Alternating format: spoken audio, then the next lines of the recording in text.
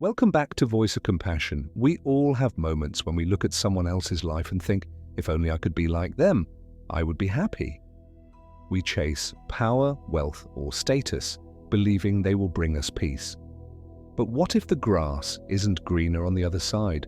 What if every position of power carries its own hidden burden? Today, on Voice of Compassion, we follow the journey of a humble stonecutter named Sora. Unhappy with his simple life, he is granted a magical wish to become anything he desires. He becomes a king, the sun, a cloud, and even a mountain. But in the end, he discovers that the greatest power of all was already in his hands. Open your heart and let's listen to the story of the stonecutter. Story 9, the stonecutter. Part 1, unhappiness, plus the first transformations. Once, long ago, in a land of green valleys and quiet temples, there lived a stonecutter. His name was Sora. He was not famous, he was not rich, he was not powerful. He lived in a small hut near the edge of a mountain. His roof leaked when rain came. His bed was a straw mat that scratched his skin at night. His meals were simple: rice, a little soup, sometimes only dry bread. Every morning, Sora walked up the mountain path with his tools: a heavy hammer, a sharp chisel, a small sack of water. The path was steep and rough, stones pressed into his feet. Wind pushed cold air into his robe, and when the sun rose, it rose fast, bright and hot, turning sweat into salt on his lips. Sora worked all day, cutting stone from the mountain. Tap, tap, tap. The sound of metal on rock echoed through the valley like a lonely song. He cut stone for houses, stone for walls, stone for rich people's gardens, and every night when his hands were sore and his shoulders burned, he walked back down the mountain tired and dusty. He had just enough to survive, but not enough to feel satisfied, because Sora's eyes were always looking at someone else. One afternoon, as he carried a block of stone toward the village, he saw a rich merchant pass by. The merchant rode in a fine carriage. The wheels were smooth, the wood was polished, the cloth inside was deep red, soft like a sunset. Servants walked beside the carriage, holding umbrellas to protect the merchant from the sun. The merchant's fingers wore gold rings. His face looked relaxed, as if the world never hurt him. Sora stopped walking. He stared. His chest tightened with a sharp, bitter feeling. Why does he live like that? Sora thought. Why does he sit in comfort while I bleed on stone? The carriage rolled past, leaving only dust behind. Sora looked down at his own hands. They were rough, cracked, stained with grey powder. He felt envy rise like smoke.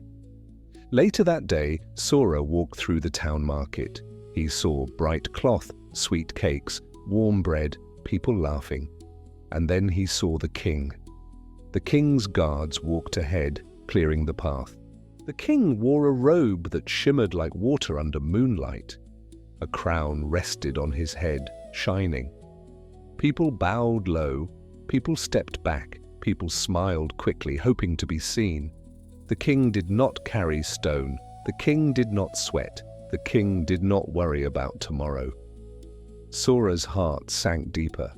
The merchant is rich, he thought, but the king is above everyone. Sora stood still, watching the king pass like a moving dream. A voice inside him whispered, "If I were the king, then I would be happy." That night, in his small hut, Sora could not sleep. The wind pushed through cracks in the walls. His stomach growled, his muscles ached. But the pain that kept him awake was not in his body. It was in his wanting. He stared into the darkness and spoke out loud, as if someone might hear him. "I am tired of this life," he whispered. "I am tired of being small. I want to be powerful." Outside his hut, the night was quiet, but something old and unseen listened, a spirit of the mountain perhaps, or a force of nature. or simply the magic that appears when desire becomes loud enough? A soft voice came from the darkness. Powerful, it whispered. What do you wish to be? Sora sat up, frozen, his heart hammered. Who's there? He asked. The voice sounded like wind moving through leaves. Answer, it said. What do you wish to be? Sora swallowed. He thought of the king's robe, the guards, the bowed heads. I wish to be the king, Sora said. The hut became colder for a moment. The air turned still. Then the voice whispered, So be it. And in that instant, Sora's body felt light, as if the world pulled him out of his skin. The walls of his hut disappeared. The smell of stone dust vanished. He felt cloth on his shoulders, soft, heavy cloth. He opened his eyes. He was sitting in a grand palace. The ceiling was high, painted with gold and bright birds. Candles burned in tall stands. Servants moved silently like shadows. A mirror stood nearby. Sora looked into it. Sora! A stranger looked back. A man with smooth skin, a proud face, a crown on his head. Sora's breath caught. He was the king. At first, joy flooded him. He stood and walked through his palace. People bowed as he passed. The floor was cool stone, clean and shining. The air smelled of perfume and warm food. When he spoke, others listened. When he frowned, others feared. When he smiled, others relaxed. This is power, he thought. This is happiness. But soon, something changed. That day, the sun rose high and strong. Heat poured down like fire. Even inside the palace, the air became thick and heavy. Sora felt sweat form under his fine robe. His head ached. His throat became dry. Servants waved fans, but the heat stayed. The air felt trapped. Sora walked to the balcony. Outside, the city shimmered. People struggled in the heat. Even the guards looked tired. Sora clenched his fists. I am the king, he said. Why can't I control the sun? The palace felt small under the burning sky. A voice whispered again, unseen and calm. Is the king truly the most powerful? It asked. Sora's eyes narrowed. No, he thought. The sun is stronger than the king. He lifted his face to the blazing light. I wish to be the sun, Sora said. The air shook. Light exploded around him. His body disappeared again like mist. And then he became the sun. He was no longer flesh, no longer bone. He was pure fire in the sky. He spread golden heat over the whole world. He made rivers sparkle. He made fields grow. He dried wet clothes and warmed cold skin. Below him, people looked up and shielded their eyes. Animals hid in shade. The king in the palace became small like an insect. Sora felt enormous. Now this is power, he thought. Now I am above all. He shone brighter. He burned hotter. He felt unstoppable. But then a shadow moved. A cloud rose from the horizon. At first, it was small like a soft grey scarf. Then it grew larger. It drifted across the sky, slowly, calmly, until it moved in front of him. The cloud covered his light. His heat weakened on the earth below. People sighed with relief. The burning eased. Sora felt something he had not felt as the sun. Blocked. He pushed his light harder, but the cloud stayed, soft but stubborn. Sora's pride flared. What is this? He demanded. I am the sun. How can a cloud stop me? The unseen voice returned, quiet as ever. Is the sun truly the most powerful? It asked. Sora stared at the cloud. No, he thought. The cloud can block the sun. His desire shifted again, like a restless animal. I wish to be the cloud, Sora said. The world turned. His burning form cooled. His light disappeared. And then he became the cloud. He was no longer fire. He was vast, grey softness, floating high above the earth. He could cover the sun. He could bring shade. He could hold rain inside his belly and release it whenever he wished. Below him, people looked up and prepared for weather. Farmers prayed for his rain. Travelers feared his storms. Sora drifted and laughed softly inside his cloud self. Now I am stronger than the sun, he thought. I can command light and darkness. I can command rain.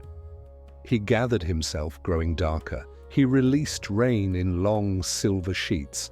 He made thunder roll. He made trees bend. He felt powerful. But then the wind came, not gentle wind, a wild wind. It rushed from the mountains, invisible but fierce. It pushed him, it tore him, it scattered him across the sky. Sora tried to hold himself together, but the wind did not care.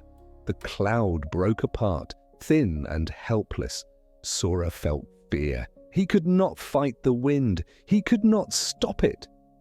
The unseen voice returned once more. Is the cloud truly the most powerful? It asked. Sora's cloud heart trembled. No, he thought. The wind is stronger.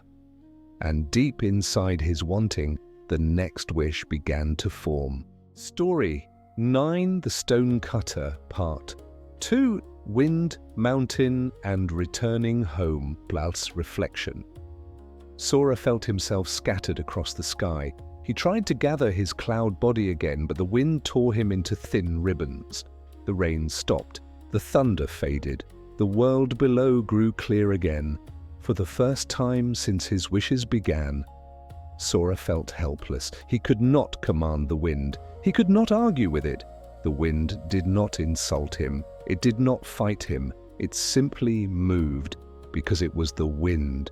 The unseen voice returned, quiet and steady. Is the cloud truly the most powerful? It asked. Sora's desire answered before his wisdom could. No, he thought, the wind is stronger than the cloud, and without waiting he cried out, I wish to be the wind. The sky turned. The last pieces of cloud vanished, and then Sora became the wind. He was invisible now, but he was everywhere. He rushed through valleys. He climbed cliffs. He flew over oceans. He howled through forests and shook the pine trees until their needles fell like rain. He pushed waves into white foam. He carried seeds across fields. He tore roofs from weak houses. He made flags snap like whips. People below could not see him, but they felt him. They pulled their coats tighter. They closed their windows. They bowed their heads against his force. Sora felt wild joy. Now I am free, he thought. Now I have no body to tire, no hunger, no pain, no limits. He raced across the land faster and faster, laughing inside the air. Then he met something that did not move, a mountain. It rose from the earth like a giant sleeping in silence. The wind slammed into it. The mountain did not answer. Sora pushed harder. He circled the mountain. He screamed through its cracks. He tried to tear it down with endless force. But the mountain remained still, heavy, unshaken.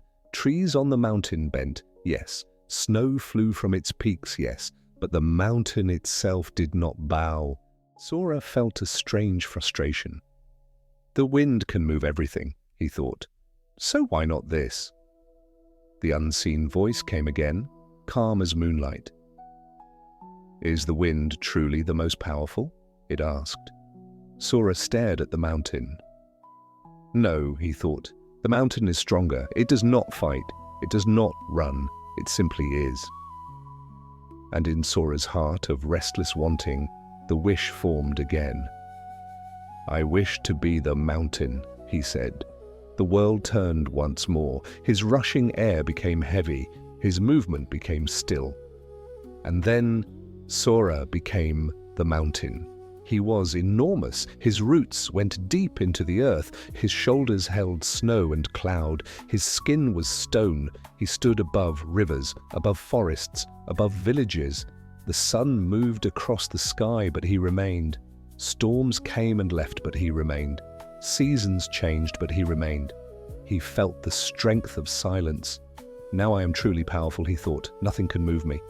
But then he heard a sound: tap, tap, tap, small, sharp, steady. At first, it seemed far away. Then it came closer. Tap, tap, tap. A small figure stood at the mountain's side, a man with a hammer and a chisel. The man's body was tiny compared to the mountain. His arms were thin, his clothes were plain, yet the sound continued. Tap, tap, tap. Stone chipped away, not quickly, not dramatically, but surely. The mountain felt pain, not loud pain, but a slow, deep pressure, like something wearing away. Sora's mountain heart tightened. He tried to shake the man away, but mountains do not shake. He tried to speak, but mountains have no mouth. He tried to frighten the man with size and shadow, but the man kept working. Tap, tap, tap. A crack appeared, a piece fell, another piece. The mountain realized something frightening. Even the mountain can be changed, not by fire, not by storm, but by a small man. With patience. The unseen voice returned again, like an old friend who never raises its tone. "Is the mountain truly the most powerful?" it asked. Sora felt the truth in his stone bones. No. The stone cutter is stronger because he can shape stone, because he can change what seems unchangeable. Sora's desire cried out one last time, "I wish to be the stone cutter again." The air shifted, the mountain dissolved, and then Sora opened his eyes in the early morning light. He was back in his small hut, back on his straw mat, back in his body. He sat up quickly, heart racing, his hands rough and cracked again, his tools resting by the wall. Outside, the mountain stood where it always had, quiet, still, watching. Sora stepped out of his hut and looked up. The mountain looked the same as ever, but Sora did not. He walked to the path and picked up his hammer and chisel. They felt heavy, familiar, real. He began to climb to his workplace. His feet pressed into the earth. His breath rose and fell. Tap, tap, tap. As he worked, memories of the transformations moved through him like a dream fading at sunrise. The king's luxury and the helplessness under the heat. The sun's power and the shadow of the cloud's darkness, and the tearing force of the wind's freedom, and the silent strength of the mountain's greatness, and the small, steady hands of the stone cutter. Sora paused. He looked down at the stone in front of him. He looked at his own hands, and suddenly he understood. He had been chasing more powerful again and again, yet each more carried a hidden weakness. Each new form solved one problem and created another. And through all of it, one truth stayed steady. Nothing stays. Everything changes, even the mountain, even the sun, even the wind. So where can peace live? Sora's breath slowed. He felt the morning air on his face. He heard birds waking in the trees. He smelled stone dust and pine. And in that simple moment, he saw his life clearly.